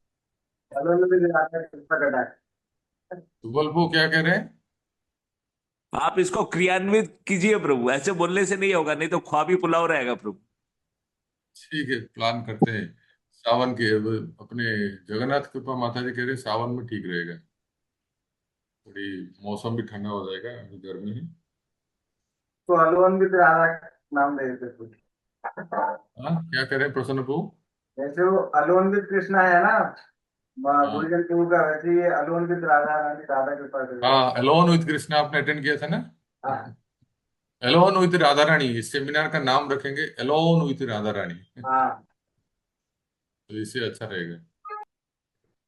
हाँ ठीक है, आगे पढ़िए, इसको थोड़ा और पढ़ लेते प्रभु जी मैं एक बात भी कहना चाहता था, जो हैं। पढ़ते हाँ पढ़ते मुझे लगा प्रभु जी आपका बहुत बहुत धन्यवाद। प्रभु जी इस पुस्तक को पढ़ने, कितना सुंदर पुस्तक है प्रभु जी, ग्रंथ है। कि हम लोग इसको पढ़ते पढ़ते भी इसको महसूस कर सकते हैं प्रभु जी, ये महसूस हो रहा है प्रभु जी। हाँ हाँ बिल्कुल। तो आपका बहुत बहुत धन्यवाद प्रभु जी, आपने बहुत ही अच्छी ग्रंथ को सिलेक्ट किया है प्रभु जी, और नहीं लिखने वाले को तो सत सत प्रणाम है ही प्रभु जी। हरे कृष्णा, धन्यवाद। हरिओम। फिर आगे उस श्री समय- कृष्ण को जी पढ़ो प्रभु जी। कहाँ तक हुआ था, आगे पढ़िए। उस समय के बाद दोनों ही कुंड को जैसे सुंदर वृक्षों और वनस्पतियों से घिरे हुए हैं, वे श्री राधा कृष्ण की प्रणय लीला का स्थल बन गए। अस्तावली एवं ब्रज विलास नामक ग्रंथों में निम्नलिखित वर्णन है। मैं श्री राधा माधव के परस्पर मिलन के अति प्रिय और उनकी प्रणय लीला के स्थान श्री राधा कुंड और श्री श्याम कुंड का आश्रय लेता हूँ। यह बहुत ही सुहावना और कदम, चंपक और अति युवा और सुंदर अशोक, आम, पुन्नाग, श्वेत कमल और बकुल वृक्षों से और साथ में लवण्य और वासंती की लताओं से घिरा हुआ स्थान है। श्री राधा कुंड ललिता सखी के कुंज से आरंभ होकर बहुत ही सुंदर अष्ट सखियों के कुंजों से घिरा हुआ है।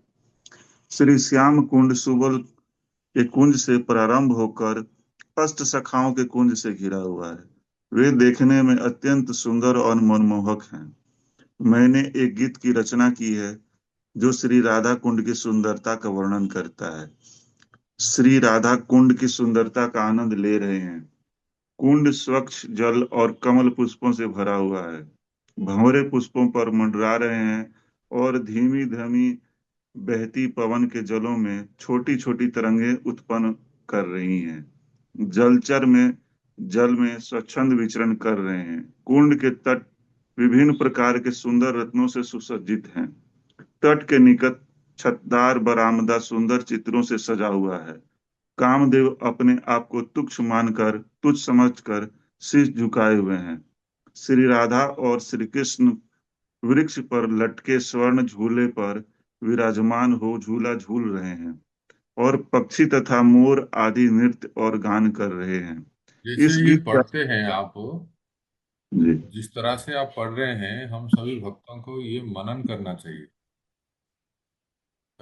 ना। राधा कुंड की वास्तविक स्वरूप ये है। मैं तो कह रहा हूँ सुबल धनंजय प्रभु या प्रसन्न प्रभु, राधा कुंड का एक एआई इमेज निकाल के आप ग्रुप में शेयर कीजिए बाद में, जो ये वर्णन आ रहा है। आप एआई में ऐसा डिक्टेट कीजिए कि राधा कुंड इस तरह से दिखता हो, और देखो आपको वो इमेज बना के देगा। हम लोग सब राधा कुंड का दर्शन करें, ठीक है। जी प्रभु, ये बहुत सुंदर भजन है भक्तिमान ठाकुर का, राधा कुंज तटे कुंज कुटीर। उसमें हाँ, अभी जो ये पढ़े ना, इस पूरा पूरा इसको फोटो ले लो और चैट जीपीटी में डालो और कहो कि आपको इस प्रकार का इमेज चाहिए जो इस ऐसा डिस्क्रिप्शन है, और देखना आपको बहुत सुंदर इमेज दिखाई दे लेंगे। जी प्रभु। आगे पढ़ो, इस गीत का आनंद लेते हुए। इस गीत का आनंद लेते हुए नरहरि चक्रवर्ती अपने हृदय के भावों में श्री श्री राधा कृष्ण की लीलाओं का अवलोकन कर रहे हैं। श्याम कुंड अरिष्ट कुंड के नाम से भी जाना जाता है। श्री राधा कुंड और श्री श्याम कुंड में स्नान करने वालों को वही फल प्राप्त होता है जो कि राजसूय या अश्वमेध यज्ञ करने वालों को प्राप्त होता है। यह बात आदि वराह पुराण में पुष्ट होती है। नहीं नहीं श्री नहीं नहीं, कोई राज्य से अश्वमेध यज्ञ हमें चाहिए ही नहीं। जी प्रभु राधा जी। कुंड में स्नान करने का वास्तविक फल क्या है, बताओ। भक्ति तो जैसे भक्ति त्याग प्रेम लक्षणम। हाँ, तो राधा जैसे हम उसमें रूप गोसाई पाद कहते हैं ना, 11वें 10वें और 11वें नंबर श्लोक में, वो हमारा लक्ष्य है। ये राजसूय अश्वमेध यज्ञ नहीं चाहिए। आगे बोलिए। श्री राघव पंडित बताते हैं कि पुराणों के अनुसार श्री राधा कुंड की महिमा का कोई अंत नहीं है। आदि वराह पुराण में मथुरा खंड में यह वर्णन है। यदि भगवान विष्णु का भक्त कार्तिक मास के दौरान श्री राधा कुंड में दीप दान करता है, वह संपूर्ण ब्रह्मांड के दर्शन के योग्य हो जाता है। हरि पद्म बोल। हरि हरि बोल। बोल। हरि आप सबने बोल। किया था ना। हमने तो कर लिया प्रभु जी, सारे ब्रह्मांड का महबूबा माता दर्शन। जी के सहयोग से सब लोगों ने किया था। कार्तिक मास में दीप दान किए थे। हाँ, जी प्रभु जी। आगे। पद्म पुराण के कार्तिक महात्म्य में वर्णन है। श्री राधा कुंड श्री हरि को अति प्रिय है और यह गोवर्धन पर्वत के निकट स्थित है। श्री राधा कुंड में कार्तिक मास में चंद्र घटाव के 8वें दिवस बहुलाष्टमी को स्नान करने पर कोई भी श्री हरि को अत्यधिक प्रसन्न करता है, वह यहाँ उनकी लीलाओं का दर्शन पाता है। यह कुंड आप में श्री से कोई कृष्ण के किया है कि बहुलाष्टमी में राधा कुंड स्नान कोई किए हो? प्रभु जी, माता जी? हाँ प्रभु जी, हमने किया है। ब्रजमंडल परिक्रमा की थी ना उस समय। हाँ। প্রভুজি अच्छा, আমিও परिक्रमा করেছি। वाले सब। कांता राधारानी माता जी আপনি করছিলাম ইয়েস কবে? প্রভুজি, 7 বছর 8 বছর আগে পরিক্রমা? রাধাকুণ্ডে স্নান করেছি, পরিক্রমা করেছি। हाँ, खूब ভালো। हम लोगों ने प्रभु जी राधा कुंड पे जप किया है और कीर्तन किया है प्रभु जी, और स्नान नहीं किया। राधा कुंड में उनके जल को सर से लगाया पर स्नान नहीं किया प्रभु जी। हाँ, ठीक है, ठीक। बहुलाष्टमी के दिन कर सकते हैं। जी। पढ़िए। यह कुंड श्री कृष्ण के साथ ही श्री राधा जी को भी अति प्रिय है। सभी गोपियों में केवल वे श्री कृष्ण को अति प्रिय हैं। सभी भक्तों का कर्तव्य है कि राधा कुंड के कार्तिक मास में स्नान करने के बाद जनार्दन भाव की पूजा करें। यह साधारण पूजा भगवान श्री कृष्ण को इतना प्रसन्न करती है, जिस देव उत्थान एकादशी पर स्वयं उनको पूजा भी उन्हें प्रसन्न नहीं कर पाती। श्री राघव पंडित अनवरत बोलते रहे, इन दोनों कुंडों श्री श्याम कुंड और श्री राधा कुंड को देखो, जो सुंदर वनों से घिरे हुए हैं और संतों तथा अंश अवतारों को भी आकर्षित करते हैं। वृंदावन के सभी वनों की यात्रा श्री चैतन्य महाप्रभु यहाँ आए और इस तमाल वृक्ष के नीचे बैठ गए। उन्होंने अरिष्ट ग्राम के वासियों से पूछा, ये दोनों कुंड कहाँ हैं, परंतु कोई भी इसका उत्तर न दे सका। मथुरा उनके साथ आए ब्राह्मण भी इसके बारे में नहीं जानते थे। भगवान के सर्वोच्च अंतर्यामी अवतार होने के कारण भगवान चैतन्य महाप्रभु ने सफलतापूर्वक इसे खोजा और धान के खेतों में उन दोनों कुंडों को ढूंढ लिया। उन्होंने जितना भी इसमें जल था उसमें स्नान किया, विभिन्न प्रकार के कुंडों की महिमा का गान करने लगे, तब कुंडों की रज से अपने मस्तक पर तिलक किया। हरे कृष्ण। प्रभु जी आगे पढ़ो। श्री तो राधा कुंड पर तो महाप्रभु। बस बस इतना ही पढ़ लेते हैं। ठीक गांव है के प्रभु। लोग भगवान का व्यवहार देखकर, माने चैतन्य महाप्रभु का व्यवहार देखकर अत्यधिक आश्चर्यचकित हुए। उनमें से एक ने पूछा, अचानक ये सन्यासी कहाँ से आ गया? किसी ने कहा, हे भाई, मैं नहीं समझ सकता कि इसे देखकर मेरे शरीर में क्या हो रहा है। दूसरा व्यक्ति बोला, ये कोई प्रचंड सन्यासी नहीं हो सकता। मैं नहीं बता सकता कि इसे देखकर मेरे मन में क्या हो रहा है। तब किसी ने कहा, कौन कहता है कि ये सन्यासी है? ये स्वयं श्री कृष्ण है, जो इन वस्त्रों और रूप में प्रकट हुए हैं। मात्र साक्ष्य को देखो, कितनी प्रकार की पक्षी इनके दर्शन करने आ रहे हैं। कोयल और तोते कितने भाव से इन्हें कृष्ण कहकर पुकार रहे हैं, और मोर आनंद में नृत्य कर रहे हैं। पक्षियों का कलरव कानों को कितना प्रिय लग रहा है। वृक्षों पर सुंदर प्रस्फुटन का अवलोकन करो। कि भाई देखो, लताएं इस व्यक्ति पर पुष्प वर्षा कर रही हैं, जो सन्यासी के गुप्त रूप में है। हिरण उसकी तरफ आ रहे हैं और उसके मुखमंडल को एक टक निहार रहे हैं। सभी ओर से ये सब गायें अपनी पूंछ उठाकर भागती हुई उसकी ओर आ रही हैं, और उनकी दृष्टि उनके उसके मुख पर ही टिकी हुई है। भावावेश में उन जंतुओं के नेत्रों से बहुत असुरों को देखकर हम समझ सकते हैं कि वे बहुत समय बाद उनसे मिल रहे हैं। हे भ्राते, मैं निरंतर इन जंतुओं के सौभाग्य की महिमा का गुणगान कर रहा हूँ, जिन्होंने श्री कृष्ण को इस वेश और रूप में देखा है। हे भ्राता जनों, आओ उन चरण कमलों में प्रणाम करें, जिनका अवतरण इस संसार के लोगों को ज्ञान देने के लिए हुआ है। उनके अनुग्रह से अब हम समझ गए हैं कि ये काली और गौरी नाम से पुकारे जाने वाले धान के खेत असल में पवित्र कुंड है। इस प्रकार अपने आप से बोलते हुए लोग इस पवित्र स्थान पर श्री चैतन्य महाप्रभु की अमृतमयी झलक पाकर पागल से हो गए। यहाँ तक कि भगवान ब्रह्मा भी श्री चैतन्य महाप्रभु के उस भावावेश का एक अंश भी वर्णन नहीं कर पाए जब उन्होंने इन कुंडों को खोजा। तो देख रहे हैं, राधा कुंड की मिट्टी को महाप्रभु श्री चैतन्य ने तिलक के रूप में धारण किया है। इसीलिए कोई अगर राधा कुंड की मिट्टी से तिलक करते हैं तो कोई दो राय नहीं है, कोई उसमें कोई असुविधा नहीं है। कोई गोपी चंदन तिलक लगाते हैं, कोई राधा कुंड की मिट्टी लगाते हैं, या राधा कुंड की मिट्टी को भी आप अपने गोपी चंदन में हल्का सा मिला के भी लगा सकते हैं। ये भी एक है कि महाप्रभु ने किया है। और ये स्थान आज रिनोवेट हो गया है। आप सब आते हो, राधा कुंड आते हो ना?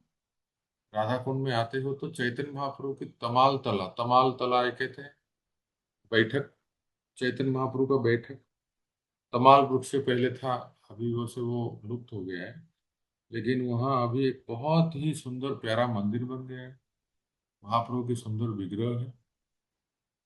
इस्कॉन, गौड़ीय मठ तथा तथा राधा रमन परिवार के भक्तों ने मिलके अनुदान देके बहुत सुंदर प्यारा मंदिर बनाया है। परम पूज्य जयपताका स्वामी महाराज के अनुकंपा से उनके शिष्यों ने वहाँ महाप्रभु के चरण स्थापित किए हैं। वहाँ बड़े बड़े महाप्रभु के चरण हैं वहाँ, तो आप ये सब देख सकते हो। तो राधा कुंड के बारे में सुनते हैं और राधा कुंड के अनन्य भक्त के बारे में ना सुने, ऐसा कैसे हो सकता है? बता दो कौन है वो? रघुनाथ दास गोस्वामी। एग्जैक्टली, अरे वो राधा कुंड और रघुनाथ दास गोस्वामी को कैसे हम ना सुन सकते, अलग हो सकते? तो यही विराम देते हैं। आगे रघुनाथ दास गोस्वामी का जो चरित्र राधा कुंड में, यह हम श्रवण करेंगे। ठीक है, तो इस प्रकार से अच्छा लगा कि आप सब लोग अगली बार भी जो नहीं पढ़े वो लोग भी तैयार रहें। ऐसा कोई है जिनके पास ग्रंथ नहीं है जो पढ़ नहीं सकते? मेरे पास नहीं है मेरे प्रभु पास जी। मेरे नहीं, पास नहीं है प्रभु जी अभी। हमारे पास नहीं है, मेरे पास पर नहीं मैं है। पूरा पूरी प्रयास कर। अच्छा, तो सुबल धनंजय वो कहाँ गए, चले गए लगता है। तो इस ग्रंथ को ग्रुप में शेयर किया गया था, सॉफ्ट कॉपी। है है प्रभु जी, अभी भी आप है। आप उसको रीसेंड कर दीजिए ग्रुप में, ठीक जिससे है प्रभु जी। भक्तों को प्राप्त हो जाएगा। और जिनके पास ग्रंथ नहीं है तो वो भी अपने पास रखेंगे। जिनके पास हार्ड बुक है तो अच्छी बात है, नहीं तो सॉफ्ट कॉपी भी पढ़ सकते हैं। ठीक है, मैं सॉफ्ट कॉपी ही पढ़ रहा था प्रभु जी। हाँ ठीक है, बहुत अच्छा है। तो यही विराम देते हैं। मानसी ब्रजमंडल परिक्रमा की जय। आपका भी मानसी धन्यवाद प्रभु जी, आपने पढ़ने का अवसर दिया प्रभु जी। हाँ, और ऐसे ही इस सब लीला स्थलियों को सुनते हैं और जब आप आओगे यहाँ आपको याद होगा, अरे हाँ हाँ इसके बारे में हमने ये पढ़ा था, ये पढ़े थे, तो ये मन में रहेगा। और जहां तहां है वहां से आप मन में स्मरण कर सकते हो राधा कुंड और श्याम को। और राधा कुंड की बहुत सुंदर एक एआई इमेज प्रसन्न प्रभु द्वारा भेज दीजिए, जैसे जैसे वर्णन हुआ है उसको उसी के अनुसार बहुत सुंदर राधा कुंड का एक। जय श्रील प्रभुपाद की जय। हरे जय। कृष्ण।